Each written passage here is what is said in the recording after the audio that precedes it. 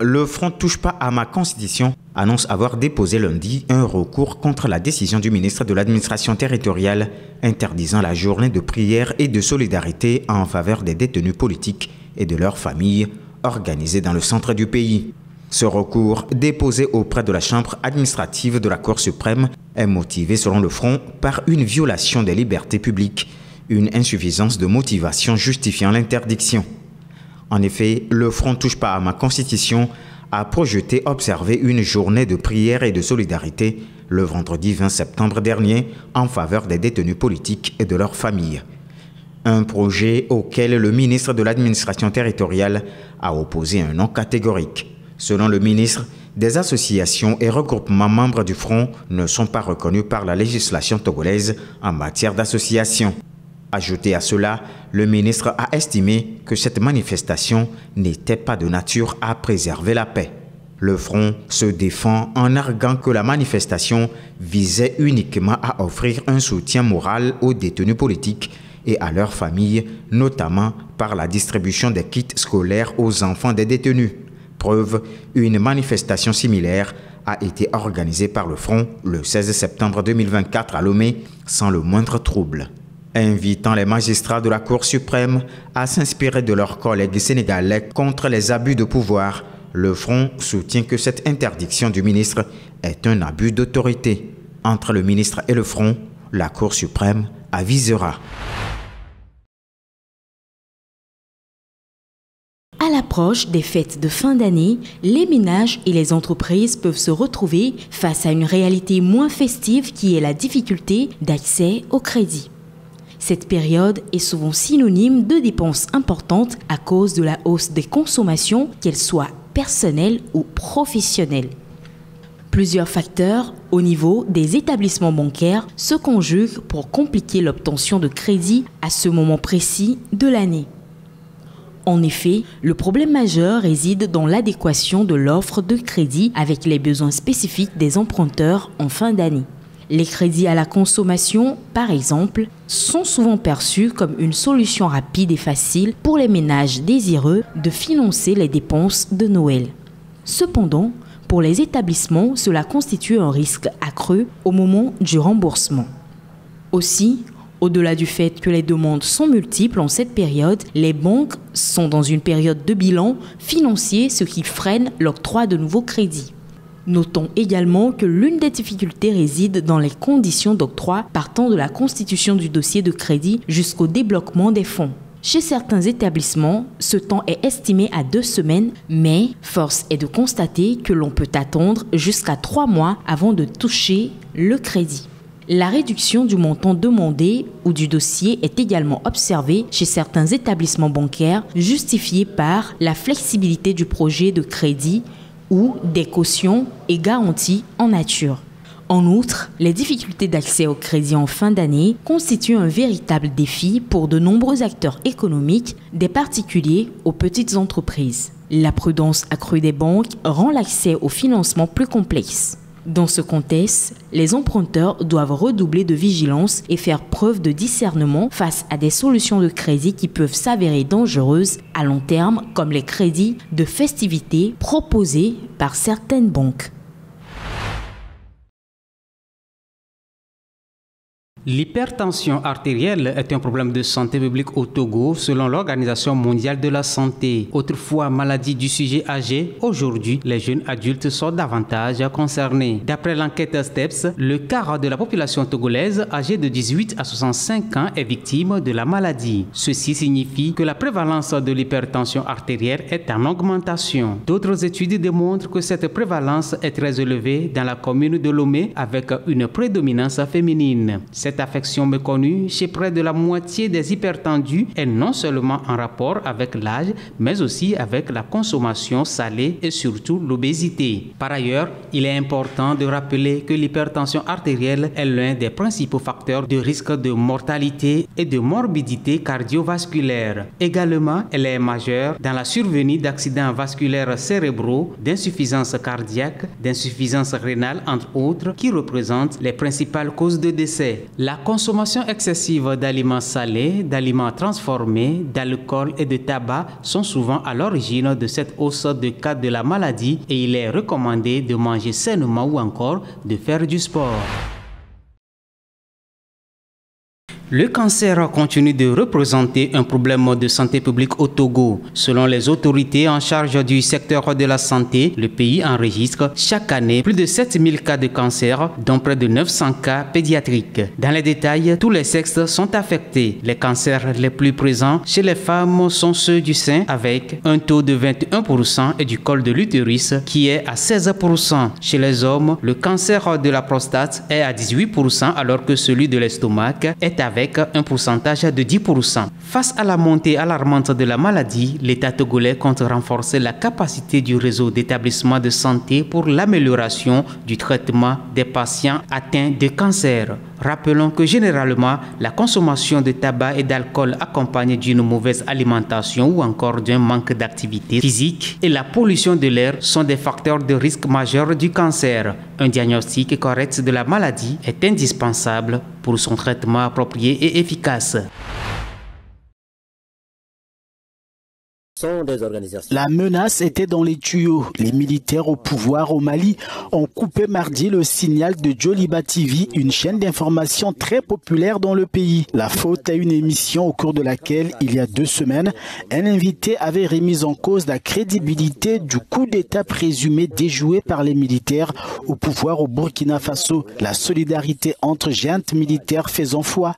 Joliba TV avait reçu des autorités maliennes la notification du retrait de sa licence le 21 novembre.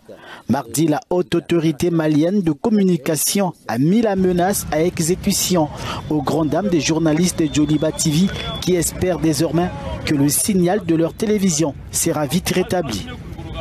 Aux grandes dames des journalistes de Joliba TV qui espèrent que le signal de leur télévision sera vite rétabli, alors que l'auteur des propos contre la junte burkinabé sera lui jugé en février pour offense commise publiquement envers un chef d'État étranger.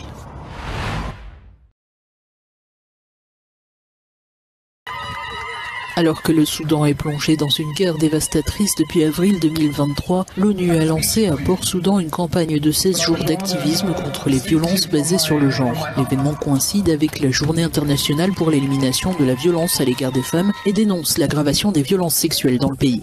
Aujourd'hui, nous célébrons les 16 jours d'activisme. C'est un message fort pour les femmes et les filles qui doivent être fortes et se battre pour leurs droits. C'est un message fort aux autorités pour qu'elles prennent soin de nous. C'est un message fort aux communautés internationales pour qu'elles disposent de plus de fonds et de soutien technique et pour que nous nous retrouvions tous autour d'une table afin de garantir que les femmes et les jeunes filles puissent vivre en sécurité et dans la dignité. Des organisations internationales et locales dénoncent une recrudescence des agressions sexuelles incluant viols collectifs et mariages forcés perpétrés par les factions militaires et paramilitaires en conflit au Soudan. Le slogan de cette année est « Vous n'êtes pas seuls ». Les femmes et les filles et les garçons, les hommes qui ont survécu à la violence sexiste au Soudan ne sont pas seuls. Nous sommes tous là pour vous servir, pour vous aider et pour vous soutenir.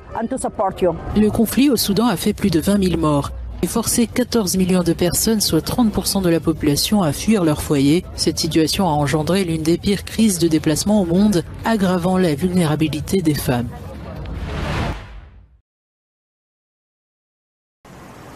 Le Cap-Vert fait sa mue dans le domaine de l'agriculture et ce décor verdoyant en est l'un des symboles. Frappé par une grave sécheresse il y a encore 4 ans, l'archipel est dans une phase de transformation agricole phénoménale, portée notamment par des infrastructures comme cette usine de dessalement de l'eau de la mer. Une politique agricole qui suscite beaucoup d'espoir, comme l'explique cet ingénieur agronome. Ces appuis dans le sens d'augmenter la production avec beaucoup des améliorations sur l'accès à l'eau vont permettre de permettre à l'agriculteur de mieux vivre parce qu'il vit déjà de sa production, mais des fois avec un complément. Il n'est pas seulement agriculteur, il travaille dans la construction ou bien dans l'électricité et après il fait de l'agriculture. Mais avec ce boost qu'il va recevoir, il pourra vraiment vivre que de sa production agricole. C'est une véritable révolution qui s'opère dans le domaine agricole au Cap-Vert. Le pays entreprend d'importants investissements dans les cultures innovantes, mais également des projets de dessalement de l'eau de la mer. À cela s'ajoute un ambitieux système d'assurance en faveur des acteurs du secteur, très salué ici. Et cette politique fait du Cap-Vert un exemple pour la sous-région, un modèle encouragé notamment par la FAO qui plaide pour un élargissement des politiques de protection sociale. Le sujet était d'ailleurs au cœur de la 16e réunion cette semaine à Praia de l'équipe multidisciplinaire du Bureau Afrique de l'Ouest de l'organisme onusien. Tous ces mécanismes de protection sociale requièrent de l'investissement. Et dans la plupart de nos pays, nous pensons que la protection sociale est budgétivore et nous pensons qu'elle coûte cher. Et nous voulons que nos gouvernements pensent de la protection sociale en termes d'investissement dans le capital humain. Le niveau de la protection sociale en Afrique de l'Ouest reste encore loin des attentes.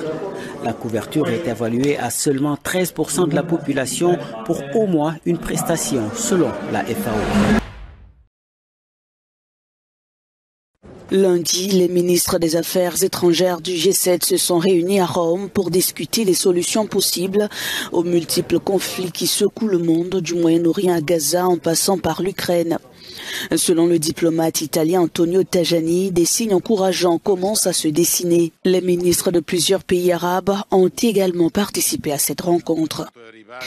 Nous sommes peut-être à l'aube d'un cessez-le-feu au Liban. Croisons les doigts et espérons que cela se concrétise sans revirement de dernière minute. La situation reste plus délicate à Gaza, mais l'objectif commun est clair, œuvrer ensemble pour atteindre une paix durable. Alors que les ministres du G7 se réunissaient en Italie, l'ambassadeur d'Israël aux États-Unis, Mike Herzog, a déclaré lundi à la radio de l'armée qu'un accord de cessez-le-feu entre son pays et le Hezbollah pourrait être finalisé dans les jours à venir.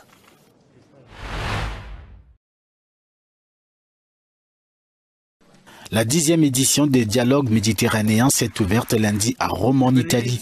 C'est une conférence annuelle axée sur la géopolitique méditerranéenne. Cette année, elle est dominée par les tensions au Moyen-Orient. À la tribune des dialogues des maîtres, le chef de la diplomatie égyptienne a appelé à la désescalade, affirmant qu'il n'y avait pas d'issue militaire au conflit.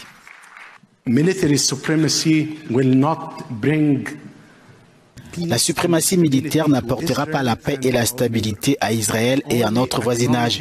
Seule la reconnaissance des droits légitimes du peuple palestinien, du peuple libanais et des peuples de notre région par la coexistence et le respect du droit international et du droit humanitaire international est la seule manière d'apporter une paix et une stabilité durable à Israël et à la région.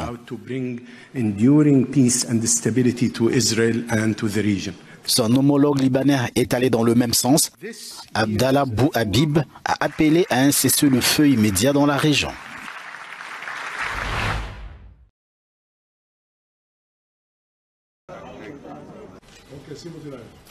En Israël, une commission civile indépendante a accusé le Premier ministre Benjamin Netanyahou de porter une grande part de responsabilité dans l'attaque meurtrière du Hamas du 7 octobre 2023. La présidente du comité, la juge retraitée Varda Al-Sheikh, a évoqué un échec massif du gouvernement et des institutions de sécurité. Il est impossible de ne pas évoquer ceux qui portent la responsabilité de cet immense échec dans l'État d'Israël et dans l'histoire de la nation avant de nommer les responsables. Il est important de souligner, et nous le soulignons, que les événements du 7 octobre sont les résultats d'un échec et d'une érosion remontant à au moins 2 décennies. À titre personnel, Monsieur le Premier ministre Benjamin Netanyahou porte une responsabilité en vertu de sa fonction de Premier ministre et surtout parce qu'il occupe ce poste depuis plus d'une décennie. Cette responsabilité est à la fois générale et concrète. Le comité reproche à Netanyahou d'avoir ignoré des avertissements répétés et d'avoir affaibli les instances décisionnelles. Il appelle à une enquête officielle de l'État sur l'attaque, malgré l'opposition du Premier ministre qui préfère attendre la fin de la guerre.